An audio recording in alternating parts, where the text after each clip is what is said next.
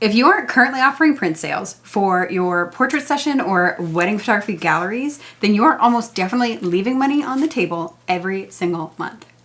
Now, when most photographers hear the words print sales, they think about scary in-person, high-pressure sales tactics. But what if we told you there was a way to make a little extra money every single month with almost no extra work? So before we jump into that, though, we're going to introduce ourselves. I'm Hunter. And I'm Sarah. And we're Hunter and Sarah Photography, a husband and wife professional wedding photography team. But we're also educators, and our goal is to help photographers to build strong foundations in both their businesses and their personal lives so that they can run profitable and sustainable photography businesses. Now, if you've been following along with our YouTube for a little while now, you probably noticed that we were not super active last month, and that's because we pretty much took most of this past month off to celebrate our wedding anniversary with some travel, as well as spending some time with friends and family. But this week, we are going to be resuming our regular weekly schedule of new YouTube content with a standalone video all about, easy and stress-free print sales. Now, if you're anything like most photographers when you hear print sales, you might think of, meeting your clients at a coffee shop or in your home studio and revealing their wedding or their portrait gallery for the first time, going through image by image and helping them select and choose their favorite photos so that you can then sell them prints or wall art or something like that. Yeah.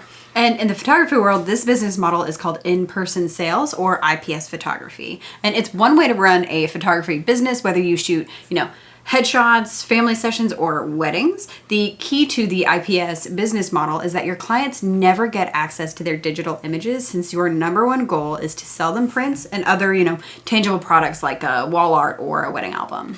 And while IPS is a great way to run a photography business, especially if you feel like you're a really strong salesperson, you love doing all those client meetings, it just isn't how we run our business, and it isn't how most photographers we know run their businesses either. Yeah, in contrast to that, IPS business model, most digital photographers set up their photography businesses in a different way. That's called the shoot and share. So this is where you get paid a larger session fee, is not for free, up front in exchange for photographing a portrait session or a wedding, and then you share that larger gallery of the edited digital images to your clients. And while shoot and share photographers don't have the same potential for, those big upsells after the fact, like they might with IPS, they also do sort of all of the sales up front. So once they book a client, they make pretty much all their money right at that point and don't have to worry about then making another sale after the fact. Yeah, and if this sounds like how you currently run your business, or if it's how you would like to run your photography business, then what we're about to go into and what we call our, bonus print sales method will almost definitely apply to you. Because you make your money up front with the shoot and share model, you don't depend on print sales like you might with an IPS photographer who might make a really low session fee to get people in the door, knowing that they will then upsell prints or wall art or albums on the back end. Plus, since your clients have the digital images, they might not be quite as incentivized to order prints through you, since they can pretty much get prints anywhere. Yeah. However, just because you won't be upselling by hundreds or even thousands of dollars on every single session doesn't mean that you can't make any money off of prints. So here's how we make a little bonus money every month with print sales. So we call this method the bonus print sales method because, like we've mentioned, we don't make a sale on every single wedding or portrait session that we shoot. And I would guess we probably only sell prints on 30 to 50% of the sessions that we do for our clients. Yeah. However, since we set our, upfront pricing exactly how we want it, anytime we do make a print sale, it just feels like bonus cash. Like someone just walked up to us on the street and handed us money. We don't depend on that money, and if we made no print sales all year, we'd still financially be fine. Mm-hmm. So the other advantage is, since we set this system up automated, it doesn't require long, lengthy in-person client meetings. We don't honestly do anything in order to make these print sales. We set it up years ago, and all of our emails and our workflows, we'll get into that a little bit later, pretty much make us that bonus cash every single month. Yeah, and when we first got started in our photography business, we were delivering our photos via Google Drive. Mm-hmm. So if we wanted to make a print sale, we had to send our client a separate price sheet over email. 4x6s cost this much, 5x7s cost this much, all of those things. So in the making of this video, I actually found our old price sheet that Hunter made, like a decade ago? Yeah, it was almost a decade ago. So in addition to making the price sheet and sending it to your clients, if they did want to buy prints, they would have to email us back. Okay, hey, we want, 2 copies of image 342 and a 4x6, and we want, 1 copy of image 357 and a 5, it would be so cumbersome. And then we'd have to put together an invoice for that specific number and size of prints. We'd have to get their payment somehow. We would have to make sure we get their shipping address. We'd have to go online to our print set, our actual print company, because we're not printing the photos at our house. Make an order, we'd have to drop ship it to the clients. It was a ton of work, so many steps. It was so cumbersome, and in the end, we might only profit 10 or 20 bucks. However, a year or two into our business, we discovered Pixieset. Now we have an entire video all about why Pixieset is a better way to deliver your final image galleries when compared to like Dropbox or some of the other kind of generic file sharing services. But we barely even mentioned print sales in that video. And while there are, of course, many other gallery services, we only use Pixieset. So we can't really help you set up your print store with any other service, but it's probably pretty similar to the process that we're about to show you. So, stay with us. So when it comes to setting up your store on Pixieset, selling prints literally just takes 2 steps, and you can probably knock them out in an hour or less. Yeah. The first step is to decide which products you'll sell and for how much. Keep in mind that you don't actually do anything once the store is set up. It's not like you're making these prints and canvases in your backyard or anything. Or like in a dark room, yeah. Yeah. So Pixieset is going to accept the order. They're going to charge your clients. They're going to accept the payment. They're going to print and ship the images and then send you the profit. So all you're deciding right now is which options you want your clients to have if they want to order prints or wall art through you. So as you can see, we don't want to overwhelm our clients with too many options, and Pixieset does offer like more than a dozen different categories, and then each category has all these options. We try to keep it relatively simple with just standard prints of various sizes, canvases, metal prints, which we have sold a few of over the years, and then cards like Christmas cards, holiday cards, graduation announcements, that sort of thing. But of course, if you wanted to offer more categories, that you totally could. Yeah. We can also dictate, what sizes we sell. So although Pixieset can print in almost like 24 sizes, we just offer the standard sizes like wallet, 4x6, 8x10. Basically, if you can't buy a frame in the size at Target, we just don't offer that size. And you can also set your prices custom as well. You can make the markup, which is kind of the profit you receive after Pixieset prints the photos, anything you want. But we would recommend sticking with their kind of default prices, at least at first. Yeah. The second step for setting up your print store is connecting that store to either a Stripe or a PayPal account so that they can just send you the net profit. Once you do that, you're done. And if you don't have an account with either of those companies, we know that you can set up a business PayPal for free, and they'll only charge you when you make a sale. So keep in mind, once you do this initial setup once, and like we said, probably won't take you more than an hour, you basically never touch it again. I mean, unless you do want to raise your prices, which we do recommend you go in and do every few years as your, the amount you charge for sessions or wedding goes up. But once you set that up, you're able to make a sale on every single photo that you deliver. Yeah, we set up our print store with Pixieset more than probably 5 years ago and have barely touched it since then. We just get a few emails every time a sale is made letting us know what the total sale was for and how much Pixieset took to cover the cost of the print themselves. And the difference between those two numbers, the profit from the sale, is then automatically and instantly deposited into our PayPal account. And in case you're wondering, this is what it actually looks like from your client's perspective. So when they click a photo and they want to order prints, all they see are the options, sizes, and prices that you have set. And they can do this entire sales process themselves for every photo on every gallery without you ever lifting a finger.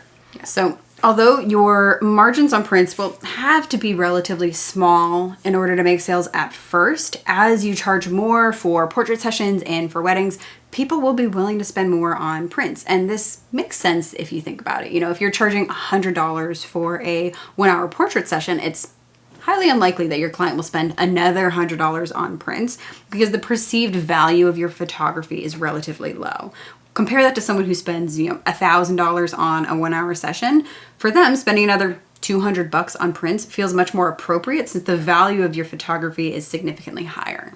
So when you're first getting started, you might only make like $20 here and there on most of your print sales, but over time that will go up. And over the last couple of years, we've had multiple occasions where people have placed print sales through our Pixie set of over $1,000, and we have done absolutely nothing to make that sale. Yeah, and keep in mind, since your business is set up as the shoot and share method, not every client will buy prints, and you shouldn't bank on print sales. We'd encourage you to think of it as more of like icing on the cake. It definitely makes the job a bit sweeter, but you won't be brokenhearted without it.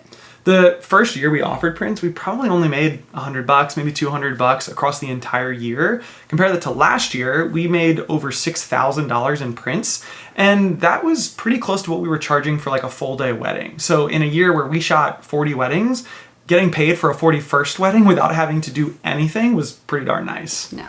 So now that you have your print sales set up, here's just a few tips to help you increase your print sales without having to do, any in-person sales tactics.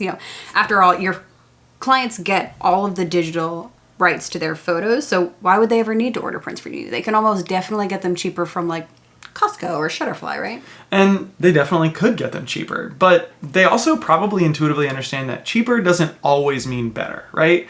And in fact, because you're going to be using a professional printing company like Pixie Set's printing company or whoever you go through, you're almost definitely going to get better results than the type of images they could get at the grocery store. And that's really the most important part of this sales process, this automated sales process, is just building that education into your workflow. So by the time your clients are considering where they want to buy prints from, they already know that what they're going to get from you is going to be better than the type of prints they're going to get from the big box store. Yeah, so we mentioned this actually during our sales meeting with potential wedding couples, and we also have a few pages in our wedding planning guide, which we send to couples who book their weddings with us, that talks all about, why prints that come from us are better than the ones that they'll get at Costco, and, therefore why it's worth spending a little extra. And speaking of workflow, build reminders of your print store into your workflow. Yeah, so like for example, when we deliver our engagement session or wedding galleries, in that delivery email, we specifically mention how our client can purchase prints with a brief reminder of why they might want to purchase from us instead of elsewhere. And other than our initial client consultation sales meeting, pretty much all of our communication with our clients happens over email. And a lot of those emails, especially things like the gallery delivery email, are from templates that we write once and just send month in and month out, which means we're basically automating that print sales process. And those emails make us money from print sales week in and week out. Yeah. So now another tip is that it never hurts to get creative with sales. So, like around the holidays or even when you deliver those galleries, we've tried things like 20% off orders of $50 or more, or within like 30 days of your engagement session.